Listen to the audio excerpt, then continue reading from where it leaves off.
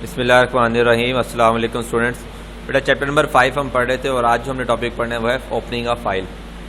हम किसी फाइल को ओपन कैसे कर सकते हैं। व्हेन क्रिएटिंग और एक्सेसिंग अ सीक्वेंशियल फाइल, कि जब हम एक सीक्वेंशियल फाइल को क्रिएट कर रहे होते हैं और उसको एक्सेस कर रहे होते हैं, the first thing that programmer must do is open the file. तो पहला काम जो प्रोग्रामर को करना होता है, हम उस फाइल को ओपन करना होता है, उसके बाद ही हम उसमें फर्दर ऑपरेशन परफॉर्म कर सकते हैं यूजिंग द ओपन स्टेटमेंट। और ये काम परफॉर्म करने के लिए हम एक स्टेटमेंट यूज करते हैं, इसका नाम क्या है हमारे पास, open statement. The open statement has the following format. अब इसको फाइल को ओपन करने के लिए हम जो स्टेटमेंट यूज करते हैं उसका फॉर्मेट क्या है हमारे पास, मतलब उसका सिंटैक्स क्या है लिखने का। हम लिखते हैं ओपन कीवर्ड और उसके बाद फाइल नेम देते हैं और उसकी एक्सटेंशन बताते हैं, और फॉर मूड, उसमें मूड बताते हैं, हमने उसको रीड करना है, राइट करना है या डाटा ऐड करना है, और एज ए बफर नंबर हमने कौन से बफर पे जाके एडिटिंग करनी है, हम इसको तमाम चीज़ें इसमें सप्लाई करते हैं। तो ये डिटेल पढ़ लेते हैं। इसमें ये फाइल नेम और मूड और बफर नंबर ही एक्सप्लेन किए गए हैं नीचे, हम इसको पढ़ लेते हैं। The open statement will provide the name of the file. Open statement जो है वो हमें उस फाइल का नेम प्रोवाइड करेगा। लेट्स सपोज कि आपने एक फाइल बनाई, आपके पास एक फाइल है student.bas, यानी कि प्रोग्रामिंग की फाइल है .bas की, स्टूडेंट के नाम से। तो हम क्या करेंगे, यहाँ पे हम लिखेंगे ओपन student.bas, मतलब हमने उसका फाइल नेम लिखा स्टूडेंट और उसका एक्सटेंशन बता दी क्या है, bas उसकी एक्सटेंशन है। The way in which it will be used, अब उसको हमने किस वे में यूज़ करना है वो हमको बताता है, वो मूड बताता है। ये वाला मूड वाला जो ऑप्शन है, यहाँ पे हम बताते हैं कि हमने उसको कौन से मूड में रखना है। हमने उसको एडिट करना है, हमने उसको रीड करना है, हमने उसको अपेंड करना है। अपेंड मीन्स कि उसमें हमने डाटा को ऐड करना है। And the buffer number is the file, और बफर नंबर जो होता है वो हमारे पास फाइल होती है।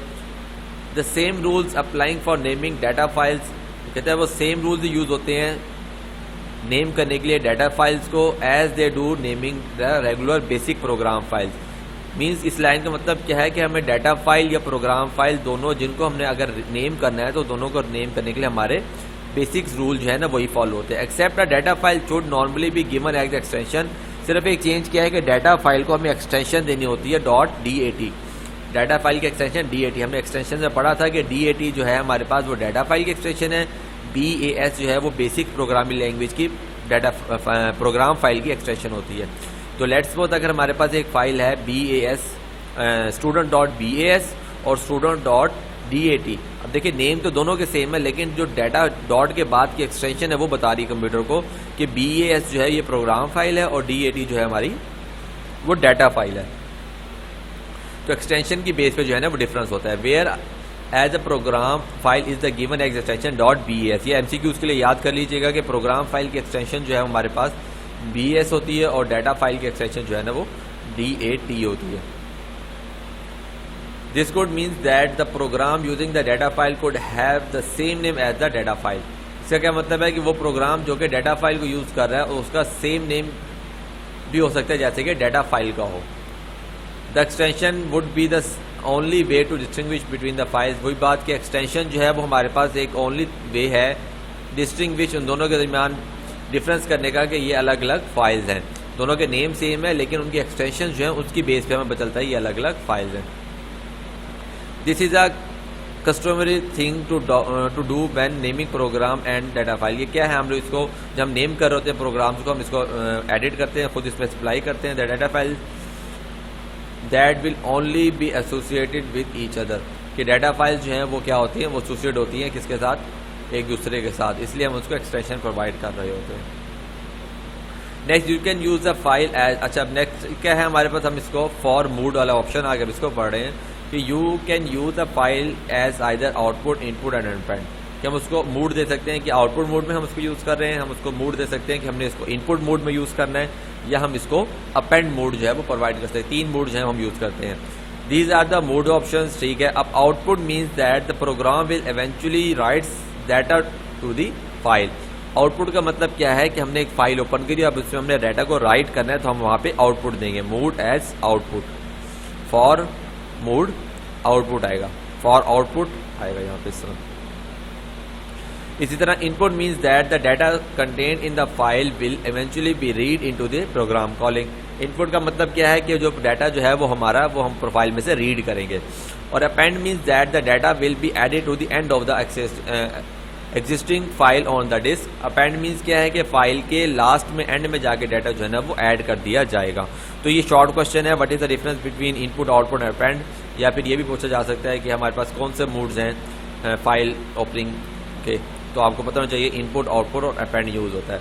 लास्ट वन हमारा क्या था, एज ए बफर, और ये बफर का टॉपिक है। अब a buffer is a reserved section of the primary storage used for storing the temporary data being written to or read from a file। Buffer जो है वो टेम्परेरी स्टोरेज होता है जो कि कहाँ होता है, primary memory. Primary storage rammer होता है जो कि क्या करता है, डाटा को रीड, उस डाटा को सेव करता है जो कि डाटा रीड हो रहा हो या डाटा राइट हो रहा हो।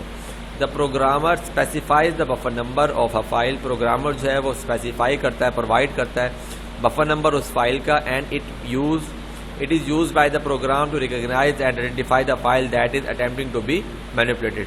जो कि फिर प्रोग्राम यूज़ करता है ये जानने के लिए, रिकॉग्नाइज करने के लिए, आइडेंटिफाई करने के लिए कि हम फाइल कौन सी फाइल को क्या कर रहे हैं, मैनिपुलेट कर रहे हैं, उसको चेंज कर रहे हैं, उसमें एडिटिंग वगैरह या कोई ऑपरेशन परफॉर्म कर रहे हैं। मैनिपुलेशन का ऑपरेशन आपने चैप्टर नंबर 4 में पढ़ा था, arrays manipulation.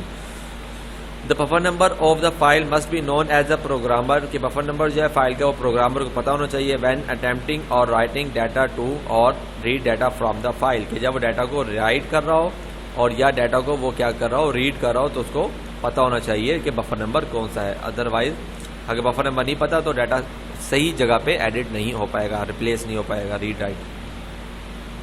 If you try to open a file that does not exist. अब अगर आप कोई ऐसी फाइल ओपन करना चाह रहे हैं, लेट्स सपोज आपने ये स्टेटमेंट लिखी है, वाले सिंटैक्स लिखा और ये फाइल student.bas जो थी वो फाइल आपकी है ही नहीं, एग्जिस्ट ही नहीं कर रही, तब क्या होगा?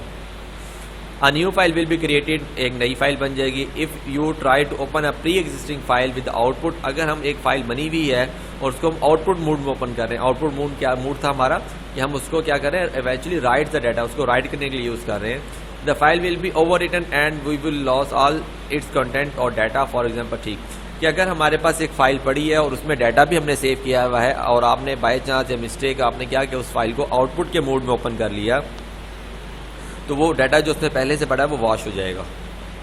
क्यों? अगर हमने आउटपुट मोड क्या करा है, वो राइट करने जा रहा है, तो राइट करने के लिए उसमें जो पहले से डाटा पड़ा होगा उसको वॉश कर देगा। अगर हमने पहले से फाइल जो लिखी हुई है उसके अंदर डाटा ऐड करना है तो हम अपेंड का फंक्शन यूज़ करते हैं जो कि फाइल के एंड में जाके डाटा ऐड करेगा और उस पहले से लिखी फाइल को एडिट नहीं करता, वो रिमूव नहीं करता डाटा को। अच्छा जी, हमारे पास एग्जाम्पल है, देखें ओपन student.dat। एक student.dat की फाइल है फॉर आउटपुट। देखिए मूड की जगह उसने कहा हम आउटपुट कर रहे हैं, मीन्स हम इसको राइट करेंगे एज, बफर नंबर क्या है, as #1। The above open statement would open the file student.dat for output using the #1। कि आउटपुट उसको student.data फाइल है जिसको हम क्या कर रहे हैं, हम राइट करेंगे और जिसमें बफर नंबर क्या प्रोवाइड किया हमने 1 की है।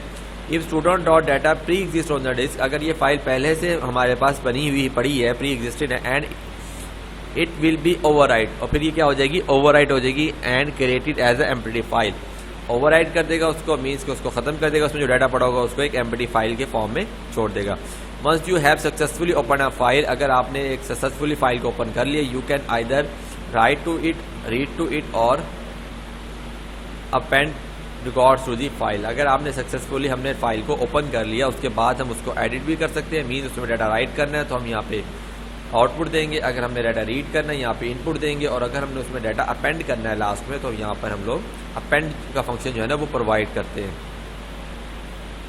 This depends on what mode you specify for the file in the open statement. ये डिपेंड करता है उस मोड पे जो आप स्पेसिफाई करते हैं जब आप उसको ओपन कर रहे होते हैं फाइल को। तो बेटा ये आज का लेक्चर था। बेसिकली ये ओपनिंग अ फाइल में से शॉर्ट क्वेश्चंस और एमसीक्यूज टाइप के क्वेश्चंस बनते हैं। इन टॉपिक्स में से ही हम आगे जितने भी अभी 2-3 लेक्चर करेंगे, opening a file, reading a file, close a file, तो इनको प्रिपेयर कर लीजिएगा। जो मैंने एमसीक्यूज और शॉर्ट क्वेश्चंस बताए हैं इनको भी अच्छे से प्रिपेयर कर लीजिएगा। और नेक्स्ट लेक्चर तक अल्लाह हाफिज़, अपना ख्याल रखिएगा।